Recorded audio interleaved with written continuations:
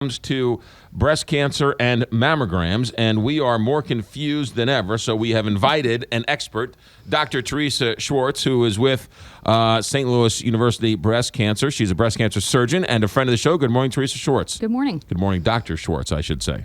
Close enough. May the Schwartz be with you.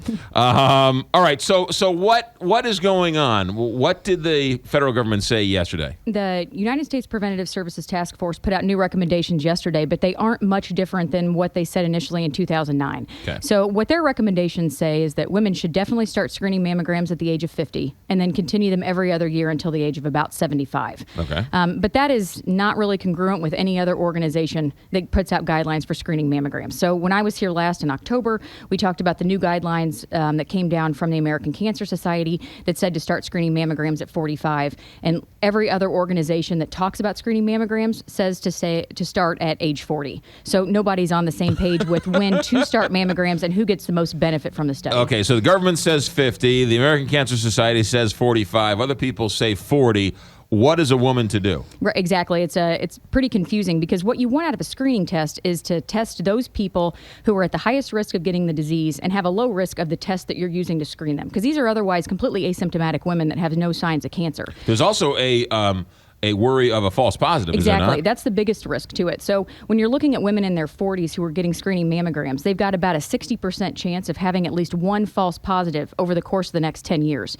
That's extra cost. It's time off work. 60%? 60% chance of having one false positive in the course of 10 years. I would even think that test doesn't work then if it's well, that high. and that's why the Preventative Services Task Force is saying, why don't we push this out to the age of 50? And then if we do it every other year, your risk of a false positive drops by half. So they're looking at it globally to say, we need to reduce our number of false positives and really put this test to people who are at the highest risk of getting breast cancer. But we still see a lot of breast cancer in women who are in their 40s. Right. So if you're talking about somebody who's 40 right now, there's a 1 in 69 chance that they would get cancer before the age of 50. So it's not rare. Versus someone in their 30s, it's 1 in 225. Right. So it's a huge jump.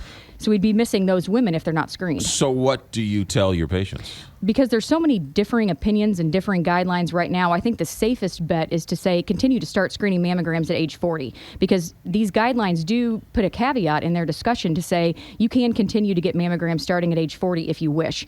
Because if I'm looking at someone just based on age, I don't have any way to assess what their true risk of breast cancer is. So if I have a 42-year-old Hispanic woman that's otherwise had no breast problems and no family history sitting next to a 42-year-old African-American woman who's already had 2 breast biopsies, next to a 42-year-old obese white woman who's been on combination hormone replacement therapy, right. All of them have completely different risks that I can't assess based on age alone. So until we have something a little bit more congruent, I think it's safe to continue to start at age 40. What happens when the test comes back positive? Do you do more tests to sort of screen out if it is, and to find out if it is a true positive test? Yeah, so if someone has an abnormal screening mammogram, they get called back for at least additional imaging. So they may get an extra mammogram, an extra ultrasound. They could potentially get a biopsy. And if nothing shows up as cancerous, they tend to be followed with short-term imaging for about 2 years. So there is a lot of cost to it and definitely a lot of anxiety if you get called back from a screening mammogram.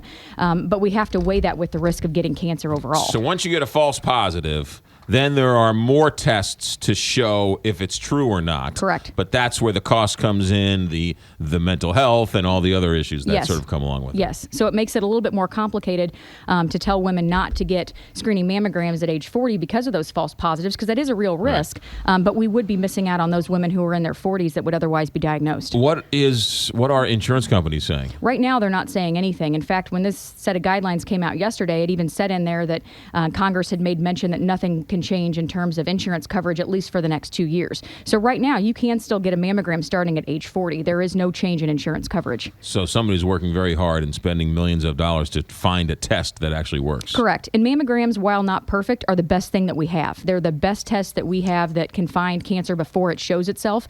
And looking at all age groups, doing screening mammograms reduces breast cancer mortality by about 20%. Teresa Schwartz, Dr. Schwartz, St. Louis University Hospital. self-tests, they do absolutely no good, right? They don't. Well, I guess the caveat is that we're not seeing changes in survival if women are doing self-breast exams or if women are even getting clinical breast exams by a physician. So the most that I could ask a woman to do is just pay attention to her own exam. You have to get dressed every day. Right. You're putting on lotion. You're in the shower. You're going to know if there's something different in your exam. I just wouldn't want them to ignore it. But the scheduled once-a-month exam, both of these sets of guidelines have said there's no survival benefit to them. Dr. Schwartz, always a pleasure. Thanks for coming in. Thank you. Great stuff. 7:10.